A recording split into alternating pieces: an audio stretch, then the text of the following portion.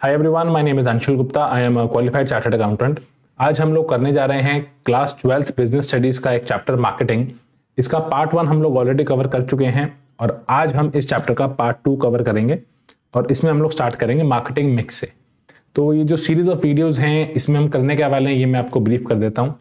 इसके अंदर हम एनसीईआरटी को बेस बनाकर चलते हैं और एनसीईआरटी से पूरा चैप्टर अच्छे से रिवाइज करते हैं और चैप्टर के अंदर जो भी कीवर्ड्स हैं जो आपने अपने आंसर में लिखने हैं या जिन कीवर्ड्स के अराउंड आपको अपना आंसर फ्रेम करना है वो कीवर्ड्स पे मैं फोकस करते हुए चैप्टर को रिवाइज कराता हूं और आपको सिर्फ ये चैप्टर सुनना है एक बारी और उससे आपका पूरा चैप्टर आपको क्लियर हो जाएगा और रिवाइज भी हो जाएगा। अब ये वीडियो किन बच्चों के लिए है? देखो, दो तरह के स्टूडेंट्स हैं, एक जो इस चैप्टर को पहले से पढ़ चुके हैं और एक जिन्होंने ये चैप्टर एक बार भी नहीं पढ़ा है। जो स्टूडेंट्स इस चैप्टर को पढ़ चुके हैं उनके लिए तो ये रिवीजन वीडियो की तरह काम करेगी और बुक से पढ़ने में कई बार आपको चैप्टर पढ़ने में रिवाइज करने में टाइम लगता है, पढ़ते पढ़ते दिमाग कहीं चला जाता है आपका। बट इसमें ऐसा नहीं होगा। जब आप ईयरफोन लगा के वीडियो सुनेंगे तो पूरा वो आधा घंटा पौना घंटे की जो वीडियो है उस टाइम आपका ध्यान इसमें रहेगा और वो चैप्टर जल्दी रिवाइज होगा। और जिन लोगों ने ये चैप्टर एक बार भी नहीं पढ़ा है उन लोगों के लिए ये जो वीडियो है ये एक बेस बना देगी इस चैप्टर को समझने के लिए। सिर्फ ये वीडियो सुनने के बाद ही आपको लगेगा कि ये चैप्टर कितना इजी है और फिर आपके लिए खुद से पढ़ना और याद करना बहुत इजी हो जाएगा ये वाला chapter. Okay, so without wasting any time let us start with it. यहां तक हम लोगों ने कवर कर लिया था मार्केटिंग मिक्स। अब इसके बाद से हम लोग आज शुरू अपना कवर करेंगे। देखो, मार्केटिंग में बहुत सारी चीजें कवर होती हैं, तो जो जो चीजें उन्हें बेसिकली 4 तरीकों से क्लासिफाई कर दिया है जिन्हें 4 P's ऑफ मार्केटिंग बोलते हैं। 4 P's के मतलब ये अपना किस लिए? बिकॉज ये चारों P से शुरू होते हैं, product, price, place and promotion. एक एक करके हम इन चारों को एट लेंथ बहुत ही डिटेल में जाकर डिस्कस करेंगे। तो let us start with it. First क्या है? प्रोडक्ट। प्रोडक्ट का मतलब होता है एनी गुड्स एंड सर्विसेज और एनीथिंग ऑफ वैल्यू। मतलब कोई भी गुड्स या कोई भी सर्विसेज, कोई भी चीज ऐसी जो आपको वैल्यू प्रोवाइड करती है वो प्रोडक्ट के अंदर आ जाएगा। इसमें आप ऐसे कंफ्यूज मत होना कि प्रोडक्ट का मतलब सिर्फ गुड्स से ही होता है, सर्विसेज जो है वो भी यहां पर कवर होती हैं। ओके, नेक्स्ट, और यहां पर एक चीज और है, the concept of product relates not only to the physical product but from the benefits offered from the customer's point of view. देखो, प्रोडक्ट का मतलब सिर्फ प्रोडक्ट से नहीं होता, उसकी यूटिलिटी क्या है। जैसे मैं अगर कोई टूथपेस्ट खरीदने जाता हूं तो मैं देखता हूं कि वो वाइटनिंग टीथ वाली हो या वो ऐड आती है ना इसमें नमक है आपके दांतों के लिए जो अच्छा है, स्ट्रेंथनिंग गम्स वाली हो, तो उस तरह की चीजें मैं देखता हूं तभी मैं प्रोडक्ट को खरीदता हूं। And the concept of product also includes the extended product. अब इसका क्या मतलब है? एक्सटेंडेड प्रोडक्ट का मतलब होता है, जैसे सपोज मैंने आज एक एसी खरीद लिया अपने घर के लिए और 1 साल तक एसी की वारंटी है, तो उस 1 साल में सपोज मुझे कोई प्रॉब्लम आती है उस एसी में तो कंपनी मुझे आफ्टर सेल सर्विसेज प्रोवाइड करेगी। ठीक है, मैं कंपनी कस्टमर केयर पे फोन करूंगा और वो अपना बंदा भेजकर उसे ठीक करा देंगे। तो ये आफ्टर सेल सर्विसेज भी प्रोडक्ट का ही पार्ट है, क्योंकि ये आप सर्विसेज दोगे तभी आपका प्रोडक्ट बिकेगा, वरना वो नहीं बिकेगा। ये चाहे प्रोडक्ट हो या फिर सर्विस हो, कोई भी चीज हो। एक पी जो था यानी प्रोडक्ट, उसे हमने शॉर्ट में डिस्कस कर लिया। अब नेक्स्ट पे चल रहे हैं, प्राइस। देखो, प्राइस सबसे मेन चीज होती है। ठीक है, भाव भगवान है, भाव यानी प्राइस, प्राइस भगवान है, मतलब प्राइस के हिसाब से चलता है सब कुछ। अब आप एक चिप्स का पैकेट लेने गए 10 रुपए का या 20 रुपए का, जो अलग अलग क्वांटिटी में आते हैं, तो अगर आपको वही 20 रुपए वाली जो क्वांटिटी मिलती है यानी कि 60-70 ग्राम चिप्स होते हैं उसमें, अगर वही चीज आपको 100 रुपए का पैकेट मिले तो आप लोगे जल्दी से? आप जल्दी से नहीं लोगे, मतलब बहुत कम लोग होंगे जो उसे खरीदेंगे। तो प्रोडक्ट पे ही सब कुछ बेस्ड है, आपकी सेल कितनी होगी, कौन से लोग हैं आपके कस्टमर जो वो प्रोडक्ट खरीदेंगे, सब चीजें उसके ऊपर ही बेस्ड हैं।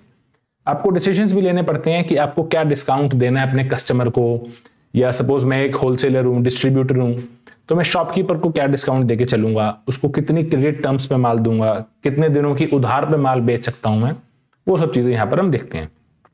Third P is my place. हम 2 पढ़ चुके हैं, प्रोडक्ट और price. Third one is place.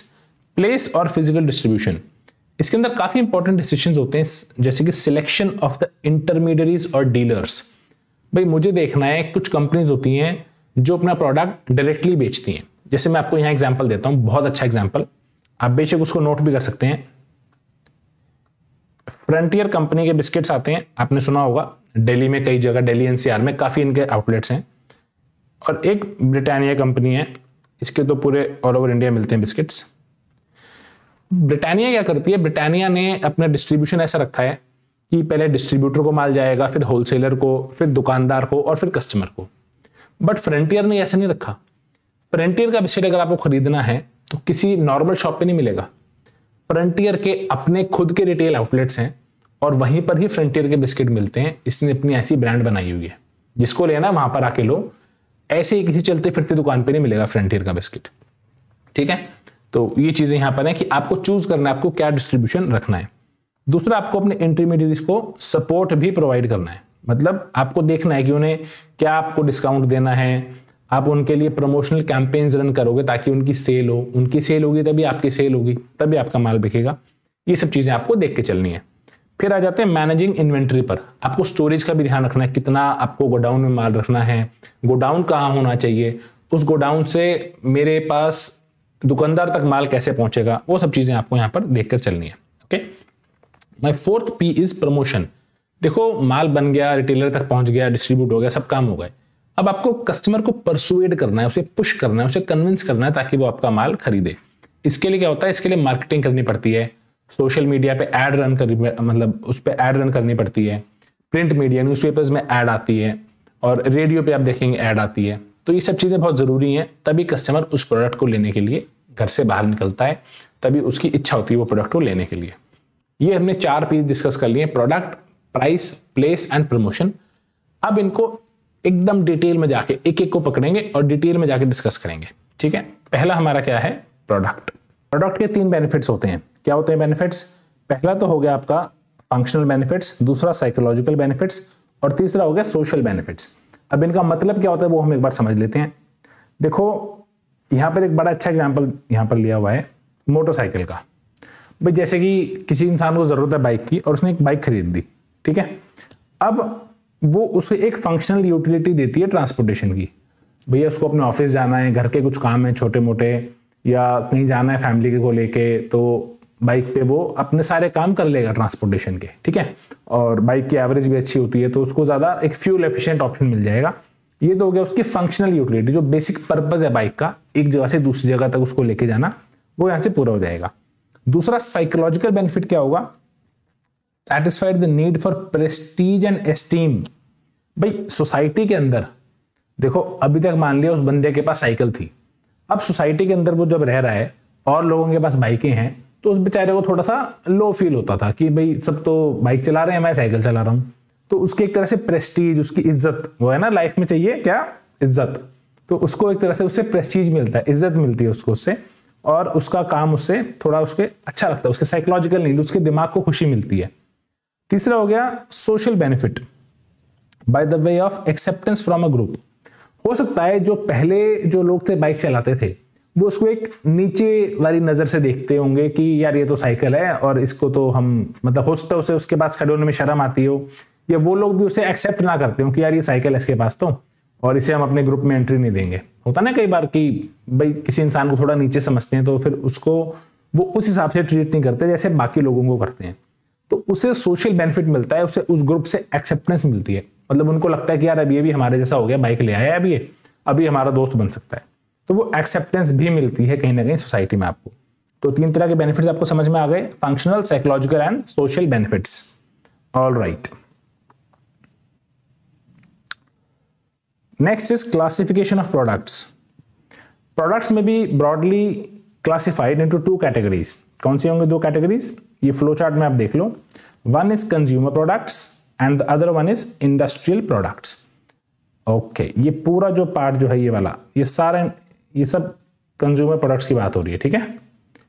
Industrial products की यहाँ पर कोई क्लासिफिकेशन नहीं है। इन लोगों ने चार्ट बनाया ऐसे रखा है, ये थोड़ा सा इनको इधर बनाना चाहिए था यहाँ पर ऐसे करके, बट अब ठीक है, एनसीईआरटी ने बना रखा है तो बना रखा है। ओके, इंडस्ट्रियल प्रोडक्ट्स की यहाँ पर कोई क्लासिफिकेशन नहीं है, और यहाँ पर कंज्यूमर प्रोडक्ट्स की बहुत सारी क्लासिफिकेशन है जो हम अभी अच्छे से पढ़कर चलेंगे। ओके, देखो कंज्यूमर प्रोडक्ट की मेन क्लासिफिकेशन तो ये वाली 2 हैं। एक तो है on the basis of durability, दूसरा on the basis of shopping efforts involve. इन दोनों को अभी हम लोग ऊपर पढ़ लेते हैं। देखो कंज्यूमर प्रोडक्ट्स, पहली बात तो ये कौन से मतलब ये वो प्रोडक्ट्स हो गए जो अल्टीमेट कंज्यूमर खरीदता है इनको, ठीक है, जैसे मैं और आप खरीदते हैं उस तरह के प्रोडक्ट्स। फॉर एग्जांपल सोप, साबुन खरीदते हैं, कपड़े खरीदते हैं, टेक्सटाइल्स, टूथपेस्ट, पंखे एटसेट्रा, जो प्रोडक्ट हम लोग खरीदते हैं। अच्छा, इनकी फर्दर 3 कैटेगरीज है कंज्यूमर प्रोडक्ट्स की।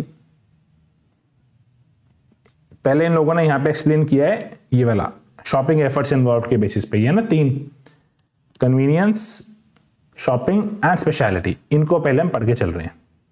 तो कन्वीनियंस है यहां पर सबसे पहले। ओके, ये वो प्रोडक्ट्स हैं जो हम फ्रीक्वेंटली परचेज करते हैं, बहुत जल्दी जल्दी परचेज करते हैं विद लीस्ट टाइम। जैसे कि भाई कोई इंसान जो डेली एक सिगरेट पीता है, वो जाएगा पान वाले के पास, भैया ये वाली सिगरेट दे दो। पहली बात तो जब वो डेली जाता है उसे मांगने की भी जरूरत नहीं पड़ेगी, पान वाला उसकी शक्ल देख के ही सिगरेट निकाल के उसको पकड़ा देगा, ठीक है। दूसरा हो गया आइसक्रीम्स, मेडिसिन। भाई मेडिसिन है, आइसक्रीम है, न्यूज़पेपर है, स्टेशनरी आइटम है, साबुन है, सर्फ है, सोप है, दवाई कुछ भी है, तो बड़ी कन्वीनियंट चीजें हैं ये आप छोटी छोटी क्वांटिटीज में खरीदते हो और सस्ती कम रेट की चीजें हैं। ऐसे तो नहीं ना कि आप 2 डब्बे साबुन के ले आओगे घर में, भाई 1 2 3 4 इतनी साबुन लाओगे आप, एक साबुन कितने की आएगी, 20 30 50 100 रुपए की। तो ऐसे ये लो वैल्यू आइटम्स और स्मॉल क्वांटिटीज में खरीदी जाती हैं और फ्रीक्वेंटली खरीदता है आदमी, इन्हें बोलते हैं कन्वीनियंस प्रोडक्ट्स। दूसरे आते हैं आपके शॉपिंग प्रोडक्ट्स। ये वो प्रोडक्ट्स हैं जिसके अंदर बायर्स जो हैं कुछ टाइम डिवोट करते हैं, ठीक है। वो उसकी क्वालिटी को कंपेयर करेंगे कि भैया इसकी क्वालिटी कैसी है, उसकी क्वालिटी कैसी है, इस दुकान पे क्या रेट है, उस दुकान पे क्या रेट है। जैसे कि कपड़े, आपको एक शर्ट लेनी है, कुछ जैकेट लेनी है, तो आप 2-3 दुकान घूमोगे, फिरोगे, देखोगे, कपड़ा देखोगे, प्राइस देखोगे, डिस्काउंट देखोगे, तब जाके लोगे आप। कपड़े हो गए, जूते हो गए, ज्वेलरी हो गई, इलेक्ट्रॉनिक्स हो गया, ये सब सामान, ठीक है। तीसरा हो गया speciality products.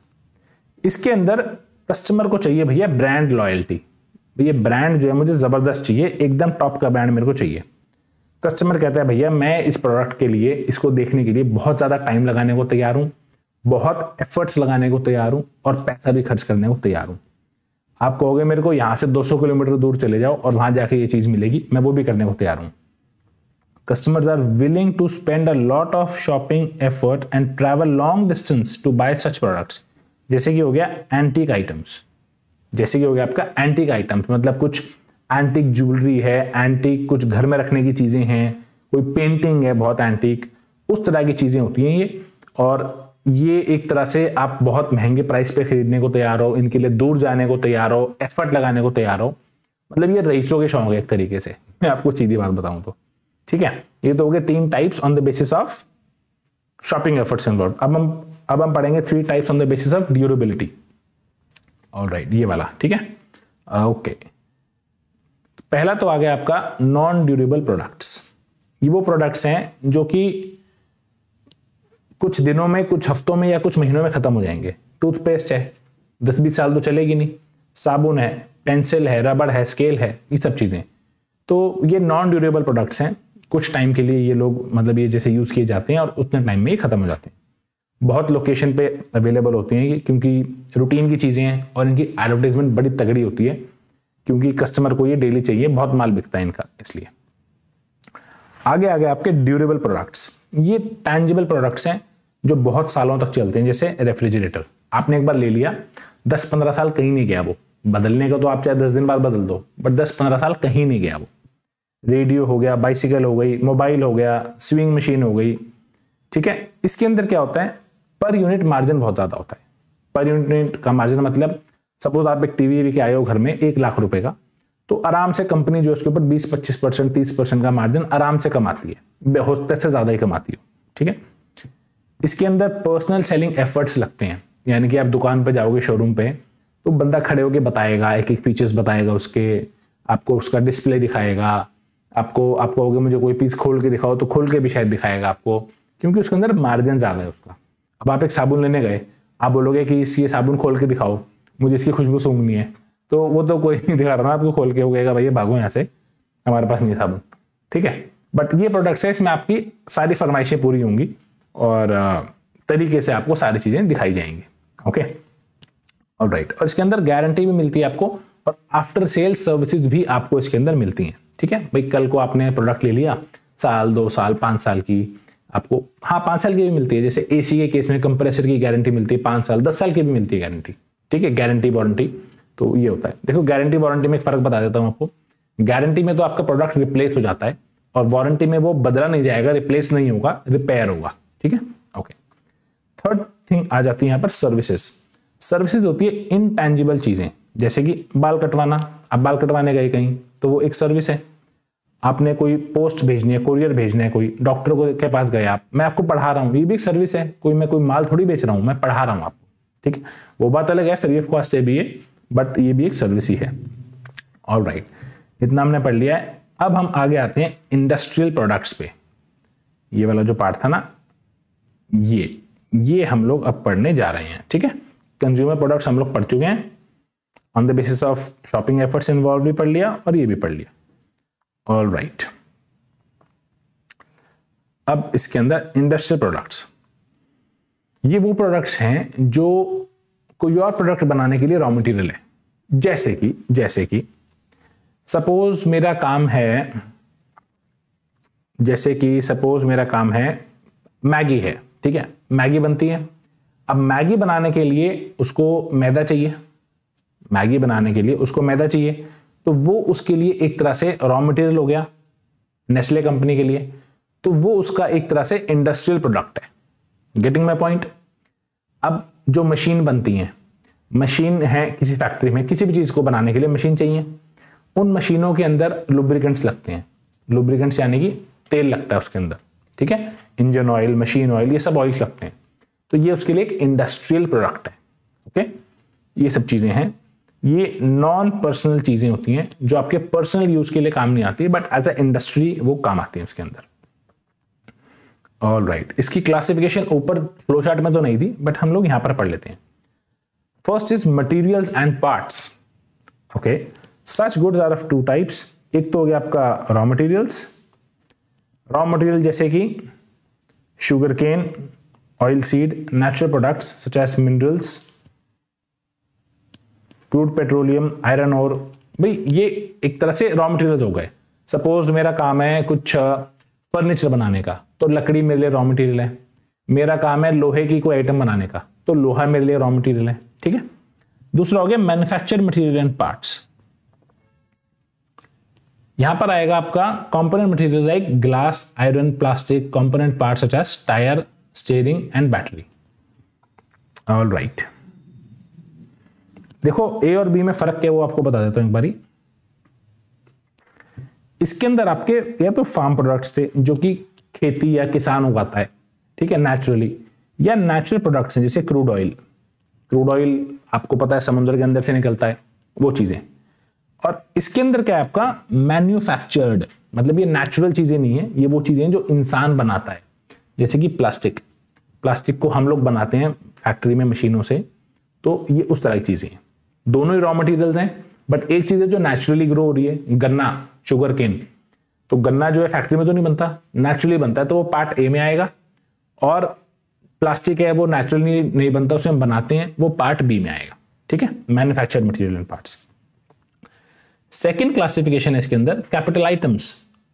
They are used in the production of finished goods such as installations like elevators, mainframe computers etcetera. और दूसरा हो गया आपका equipments like hand tools, personal computer, fax machine etcetera, ठीक है। Next is supplies and business services. These are short lasting goods, जैसे कि repair and maintenance की आइटम्स हैं, भाई जो डेली की आइटम है, जैसे हम डेली में साबुन, सर्फ, टूथपेस्ट, टूथब्रश हम लोग डेली में इस्तेमाल करते हैं। वैसे फैक्ट्रियों में रोज की कोई, कभी आपको कहीं पे कोई कील टूट गई, कोई नट बोल्ट टूट गया, आपको कुछ पेंट चाहिए आपको किसी चीज के लिए, और ये सब चीजें यहाँ पर आती हैं, ठीक है। आपको मशीन में ऑयल डालना है, लुब्रिकेंट्स आपको कई फैक्ट्री में डेली डालने पड़ते हैं मशीनों में। ऑफिस में स्टेशनरी चाहिए आपको, पेन, पेपर, पेंसिल, आपको प्रिंटर का कुछ सामान चाहिए, प्रिंटिंग इंक चाहिए, तो ऑल दीज आर सप्लाईज। ये फैक्ट्री के लिए सप्लाईज है, किसी भी ऑफिस के लिए, फैक्ट्री के लिए सप्लाईज हैं ये। These are short lasting goods. ऐसा नहीं है कि एक बार ले लिया तो सालों साल चलेंगे, कुछ दिनों या कुछ हफ्तों में खत्म हो जाएंगे, ठीक है। यहां पर आपके लिए इन बेचारों ने ये इतनी मेहनत करके ये बना के दिया है। मटेरियल्स एंड पार्ट्स में दो चीजें थी, एक तो रॉ मटेरियल, एक मैन्युफैक्चर्ड, जो मैन्युफैक्चर की गई चीजें, रॉ मटेरियल में दो चीजें थी, एक तो फार्म खेत वेत से जो किसान ने उगाई है, दूसरी थी नेचुरल। और मटेरियल एंड पार्ट्स में एक तो कॉम्पोनेंट मटेरियल, एक कॉम्पोनेंट पार्ट्स। कैपिटल आइटम में दो चीजें थी, installation and equipments. Supplies and business services में एक तो मेंटेनेंस और रिपेयर की आइटम, दूसरा ऑपरेटिंग सप्लाईज। ठीक है, ये चीजें हमने यहां पर पढ़ के खत्म कर दी हैं। Next topic is branding. देखो ब्रांडिंग आजकल बहुत जरूरी है, हर आदमी को ब्रांडेड चीजें चाहिए, चाहे वो कपड़े हों, चाहे घड़ी हो, चाहे मोबाइल फोन हो, चाहे उसकी कुछ भी चीज हो, पेन पेंसिल स्केल, सब कुछ उसको ब्रांडेड चाहिए। पेन चाहिए तो रेनॉल्ड्स का चाहिए, घड़ी चाहिए तो उसको रोलेक्स की चाहिए, कपड़े चाहिए तो उसको टॉमी के चाहिए, और ये सब चीजें मतलब ब्रांड बनाना बहुत जरूरी है। और क्या होता है, आपको डिसाइड करना पड़ता है, जो मार्केटर है ना, मार्केटर को डिसाइड करना है कि प्रोडक्ट को एक ब्रांड नेम के तले बेचना है या जेनरिक नाम से बेचना है। जेनरिक नाम क्या होता है, जनरल नाम, as it is in the name. General नाम जैसे कि बुक एक जनरल सा नाम है, बुक। रिस्ट वॉच एक जनरल नाम है, टायर एक जनरल नाम है, कोई भी बुक हो सकती है, कोई भी घड़ी हो सकती है, कोई भी टायर हो सकता है। बट इसी को अगर मैं ब्रांड के साथ जोड़ दूं, ठीक है, तो क्या होगा, पार्कर का पेन, रोलेक्स की घड़ी, एमआरएफ का टायर, ये चीजें वहां पर फर्क बनाती है। ठीक है, मार्केटर जो है अपने प्रोडक्ट को एक सिंबल दे देता है, एक साइन दे देता है, एक नाम दे देता है, जिसे उसको बोलते हैं ब्रांडिंग, और उस ब्रांड वैल्यू के बहुत पैसे मिलते हैं। Apple, best example is Apple. Apple की आज बहुत ही जबरदस्त ब्रांड वैल्यू है, उस कंपनी की क्वालिटी, सर्विसेज, प्रोडक्ट, सॉफ्टवेयर, सब कुछ, और उसकी ब्रांड वैल्यू ही है जो उसे आज 1.5 लाख रुपए एक फोन के बड़े आराम से मिल जाते हैं। आपको पता है एप्पल के सबसे ज्यादा नंबर ऑफ फोन्स इंडिया में ही बिकते हैं। ये सब इसीलिए है बिकॉज उसने वो ब्रांड वैल्यू डेवलप करी है इंडियंस के लिए। ठीक है, अब ब्रांड होता क्या है वो समझ लेते हैं। A brand is a name, term, sign, symbol, design और अ कॉम्बिनेशन ऑफ देम। ऐसे नहीं एक ही चीज होगी, कॉम्बिनेशन भी हो सकता है, नाम है, कोई साइन है, कोई डिजाइन है, इन सब चीजों का। For example Bata, life boy, Dunlop, Parker, ये सब ब्रांड्स हैं। ठीक है, अ brand is a comprehensive term. ये एक कॉम्प्रिहेंसिव टर्म है विच हैज 2 कंपोनेंट्स, एक तो ब्रांड नेम और एक ब्रांड मार्क। ब्रांड नेम और ब्रांड मार्क क्या होता है इसे देख लेते हैं। ऑलराइट, देखो फर्स्ट पॉइंट था ब्रांड। ब्रांड में 2 चीजें आती हैं, 2 चीजें क्या है वो, ब्रांड नेम या ब्रांड मार्क। ब्रांड नेम में क्या होगा, वो पार्ट जो कि आप बोल सकते हो मुंह से। ठीक है, ब्रांड नेम, नाम तो मुंह से बोल सकते हो ना। मार्क मतलब निशान यानी सिंबल, विच इज नॉट अटरेबल, यानी कि इसे आप अपने मुंह से बोल नहीं सकते, but it can be recognised, आप उसे देख के पहचान सकते हो। जैसे नाइकी का सिंबल होता है टिक, एडिडास का एक सिंबल होता है, प्यूमा का एक सिंबल होता है। तो ये सब ब्रांड मार्क्स हैं जिन्हें आप देख के पहचान सकते हो, उन्हें आप बोल तो नहीं सकते ना। ठीक है, next is trademark. Trademark is a brand or part of a brand that is given legal protection. The protection is against its use by other firms. देखो ब्रांड और ब्रांड मार्क तो आपने रख लिया, ब्रांड नेम भी रख लिया, brand mark भी रख लिया। अब एक ट्रेडमार्क कराना पड़ता है ताकि वो चीज रजिस्टर हो जाए कि भैया ये साइन, ये सिंबल, ये नाम केवल आप ही यूज करोगे, आपके अलावा और कोई यूज नहीं करेगा। ठीक है, तो ये चीज हो जाती है, आपके पास एक एक्सक्लूसिव राइट मिल जाती है कि भैया ये मैं ही यूज करूंगा, मेरे अलावा और कोई इसे यूज नहीं करेगा। उसे बोलते हैं ट्रेडमार्क। ओके, ऑल राइट, मान के चल, ये बात सच है कि branding adds to the cost, example cost of packaging, labelling, legal protection, promotion, but उसके बहुत सारे एडवांटेजेस हैं। आपके माल की सेल बहुत ज्यादा बढ़ जाती है, आप एक अच्छा प्राइस चार्ज कर सकते हो अपने कस्टमर से। तो लॉन्ग रन में अगर आपका ब्रांड बिल्ड हो जाए तो इसमें इससे अच्छी कोई बात ही नहीं है। ठीक है, बिजनेस के लिए बहुत फायदेमंद है ये। Next is characteristics of a good brand name. एक अच्छा ब्रांड नेम कैसा होता है, क्या फीचर्स होते हैं उसके, क्या खास बात होती है उसके अंदर। Okay, following are some of the considerations जो कि हमें ध्यान में रखनी चाहिए कोई भी ब्रांड नेम सेट करते हुए। ठीक है, ये कुछ चीजें हैं तो हमें ध्यान में रखनी चाहिए। पहला आ जाएगा, ब्रांड का नाम छोटा होना चाहिए, easy to pronounce and spell, मतलब छोटा हो, बोलने में आसान हो और अच्छे से आप उसको लिख पाओ। जैसे कि पॉन्ड्स, छोटा सा नाम है, क्यूट सा, कोई भी बोल सकता है भैया मुझे पॉन्ड्स की क्रीम चाहिए। विम बार, कोई बोल लो विम। वीआईपी, छोटा सा नाम है, वीआईपी ब्रीफकेस। ठीक है, तो ब्रांड का नाम छोटा होना चाहिए, इजी टू प्रोनाउंस। अगर आपको मास रीच चाहिए अपने प्रोडक्ट की, मास रीच। अब मर्सिडीज मुश्किल नाम है, तो ये एलीट क्लास ही लेती है। उनकी टारगेट भी ये है कि हम थोड़े से कस्टमर्स को ही माल बेचना है, हमको सारी दुनिया को नहीं बेचने गाड़ियां। बट पॉन्ड्स, वीआईपी, विम, रिन, ये ब्रांड्स हैं कि इन्हें हर घर में, अमीर से अमीर और गरीब से गरीब के घर में ये चीजें मिलेंगी आपको। पॉन्ड्स की क्रीम मिलेगी आपको हर घर में। तो इनकी रीच इतनी वाइड है, तो ये अपना नाम सिंपल रखते हैं कि भैया हमें हर घर तक पहुंचना है। ब्रांड अगर ऐसा हो कि वो प्रोडक्ट की कुछ क्वालिटी या बेनिफिट सजेस्ट कर दे तो क्या बुराई है कि कस्टमर को नाम सुन के पता लग जाए कि हाँ ये प्रोडक्ट ऐसा होगा। Brand name should B distinctive, अलग दिखना चाहिए, किसी की कॉपी नहीं करनी हमने यहाँ, ठीक है। The brand name should be adaptable to packaging और लेबलिंग, मतलब उन्हें अडेप्ट कर पाए, उसके अंदर घुल मिल जाए और बढ़िया तरीके से निकल के आए। Brand name should be versatile to accommodate new products. भाई ऐसा मैं ब्रांड नेम रख लूं, सपोज मेरा कुछ खाने पीने की आइटम है मेरी, मैंने ब्रांड नेम ऐसे रख लिया जो खाने पीने से रिलेटेड है।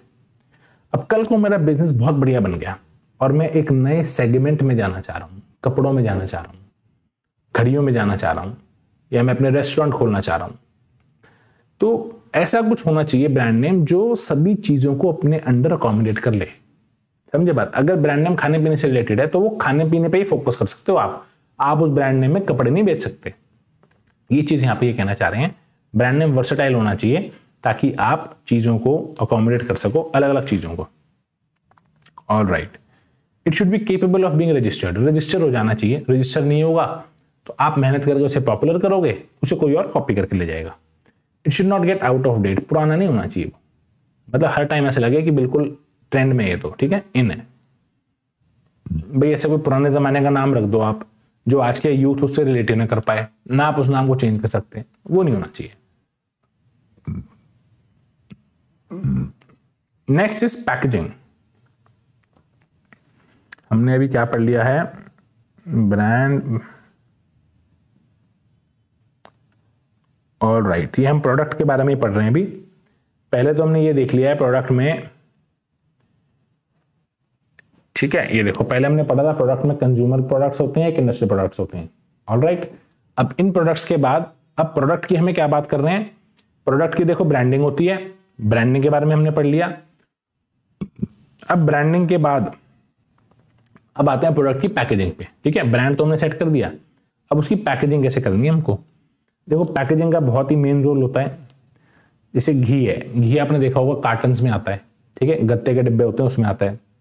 दूध पाउचेज में आता है, प्लास्टिक के पाउच होते हैं। कोल्ड ड्रिंक्स पहले कांच की बोतल में बहुत ज्यादा आती थी, आजकल बहुत कम हो गई है, बहुत कम।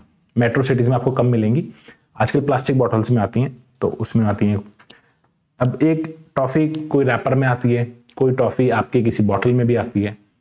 तो आपको देखना है कि आपको अपने प्रोडक्ट की पैकेजिंग कैसे रखनी है, बिकॉज आजकल पैकेजिंग का जमाना है।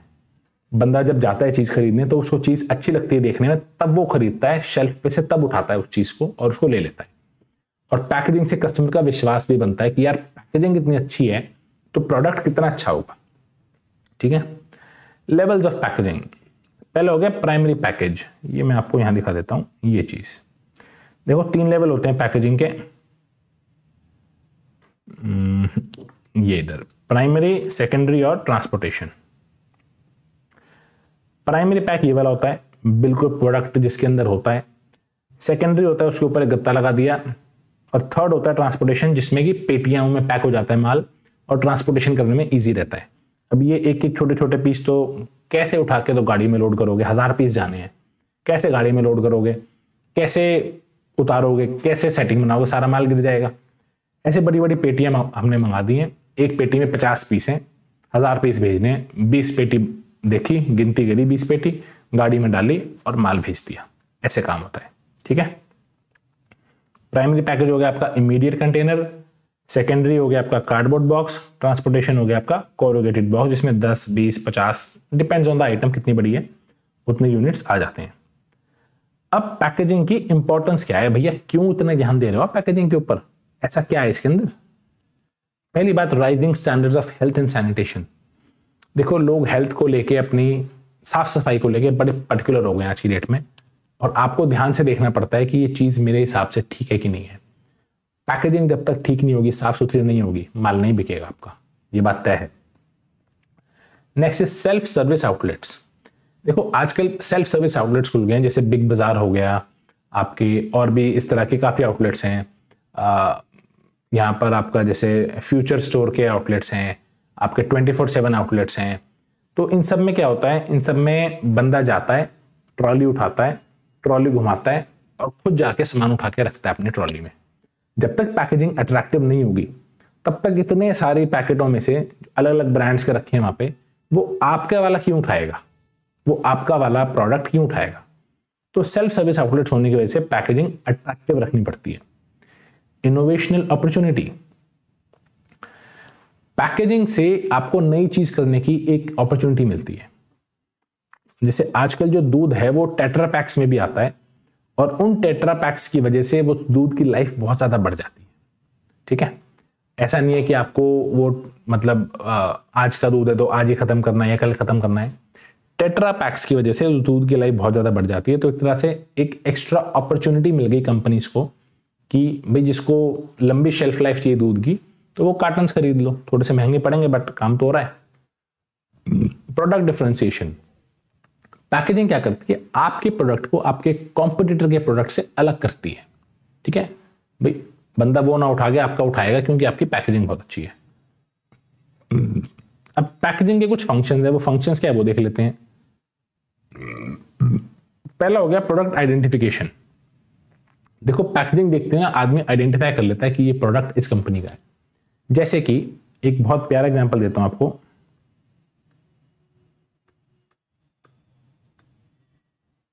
Paper boat. पेपर बोट एक कंपनी है जिसके जूसेस आते हैं, मैंगो जूस आते हैं और काफी उसके लिक्विड चीजें आती हैं, बट उसने अपनी पैकेजिंग इतनी अलग रखी है, इतनी अलग शेप है उसके पैकेट की, जो पाउच है उसका, कि आपको वो शॉप में रखा है दूर से दिख जाएगा कि हाँ ये पेपर बोट का माल रखा है।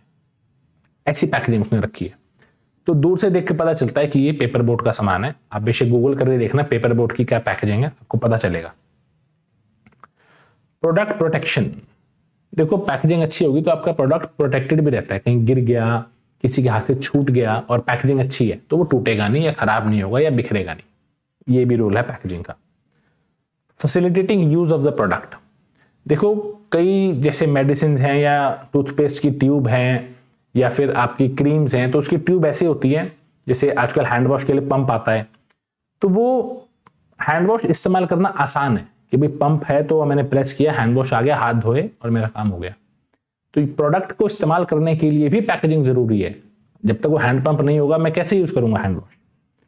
प्रोडक्ट प्रमोशन, देखो पैकेजिंग आप करोगे, आप बहुत बढ़िया सा कलर कॉम्बिनेशन लगाओगे, डिजाइन अच्छा करोगे, तो उससे कस्टमर की अटेंशन ग्रैब होती है और आपका माल बिकेगा अच्छी पैकेजिंग करने से। ठीक है, product identification, product protection and facilitating the use of the product. Next आ जाते हैं नेक्स्ट टॉपिक पे, दैट इज लेबलिंग। इसके बाद देख लेते हैं इसमें क्या बचा है इस वाले टॉपिक में। लेबलिंग के बाद अच्छा यहाँ लेबलिंग और पढ़ लेते हैं, फिर प्राइसिंग नेक्स्ट क्लास में कर लेंगे। देखो लेबलिंग का मतलब क्या होता है, labels are useful in providing detailed information about the product, its contents, method of use etcetera. देखो लेबल जो है प्रोडक्ट के ऊपर वो आपको बताता है कि इसके अंदर क्या क्या चीजें हैं, क्या क्या इंग्रेडिएंट्स हैं, इसके अंदर कंटेंट्स क्या हैं, यूज कैसे करना है, आपको पहले गर्म करना है, उबालना है, धीमी आंच पे रखना है, फिर उसको कवर करना है किसी चीज से, सब कुछ लिखा रहता है उसके अंदर। और सारी डिटेल इंफॉर्मेशन आपके उसमें लिखी रहती है, वेजिटेरियन है चीज या नॉन वेजिटेरियन है, ये सब लेबलिंग से काम हो जाता है।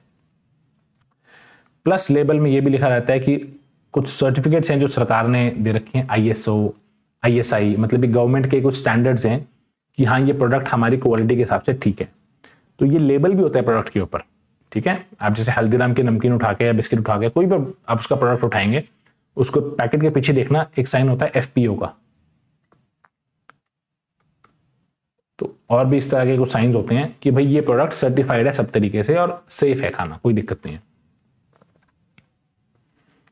आइडेंटिफिकेशन ऑफ द ब्रांड, जैसे कि अगर कोई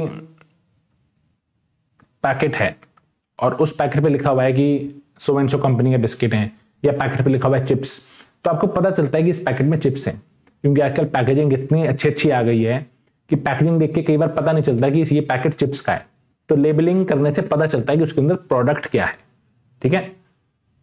प्लस उसके अंदर आपको manufacturing date, expiry date, retail price, किस बैच नंबर का माल है, कंपनी की 100 फैक्ट्री है तो कौन सी वाली फैक्ट्री से कौन से वाले लॉट का माल है वो, ताकि कल को उसमें कंप्लेंट आएगी तो कंपनी उसी बैच के उसी लॉट को पकड़ेगी कि ये किसने बनाया था, इसमें क्या डला हुआ है, कोई दिक्कत तो नहीं है। ये चीज ग्रेडिंग, देखो पैकेजिंग, ये लेबलिंग करने से आप ग्रेडिंग कर पाते हो। जैसे कि फॉर एग्जांपल हेयर कंडीशनर की अगर मैं बात करूं तो हेयर कंडीशनर नॉर्मल हेयर के लिए भी आता है, ऑयली हेयर के लिए भी आता है, और पता नहीं कई तरीके का आता है। तो लेबलिंग करने से ही आप प्रोडक्ट को डिफरेंशिएट कर पाते हो कि भैया ये वाला हेयर कंडीशन ऑयली हेयर के लिए, ये वाला रफ हेयर के लिए, ये नॉर्मल हेयर के लिए, इस तरीके से। Helps in promotion, very very very important point. देखो आप लेबल करते हो, आप साबुनों पे देखो आप लोग देखोगे कई बार ऑफर होता है buy 3 get 1 free, 40% off, free toothbrush inside, toothpaste पे काफी बार स्कीम आती है ये। तो वो लेबल के ऊपर जब तक कंपनी छापेगी नहीं बड़ा बड़ा, तब तक कस्टमर अट्रैक्ट नहीं होगा, और वो अट्रैक्ट नहीं होगा तो माल बिकेगा नहीं। Getting my point? कंपनी अपने प्रोडक्ट के ऊपर बड़ा बड़ा लेबल छापती है कि ये स्कीम है, ये फ्री है, बाय 1 गेट 1 या 20% ऑफ या 20% एक्स्ट्रा, तब उससे उस प्रोडक्ट की सेल और ज्यादा निकल के आती है। तो इसलिए भी लेबलिंग बहुत जरूरी है। Providing information required by law, कुछ ऐसी इंफॉर्मेशन है जो लॉ बोलता है कि भाई ये छापनी ही छापनी है आपको। जैसे कि सिगरेट, तंबाकू पे ये छापना जरूरी है कि these products are harmful and injurious and hazardous to health, कि आपकी हेल्थ के लिए बहुत नुकसानदायक है ये। हालांकि लोग फिर भी कंज्यूम करते हैं, उनकी मर्जी है, बट लॉ कहता है कि भैया आपने छापनी है चीजें ये, तो उसके लिए भी लेबल बहुत जरूरी है। यहां तक हमने कवर कर लिया है, काफी कुछ पढ़ लिया आज की क्लास में।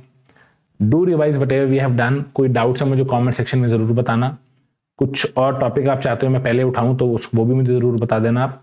एंड प्राइसिंग से हम लोग शुरू करेंगे नेक्स्ट क्लास में। Till then bye bye, take care and thank you so very much.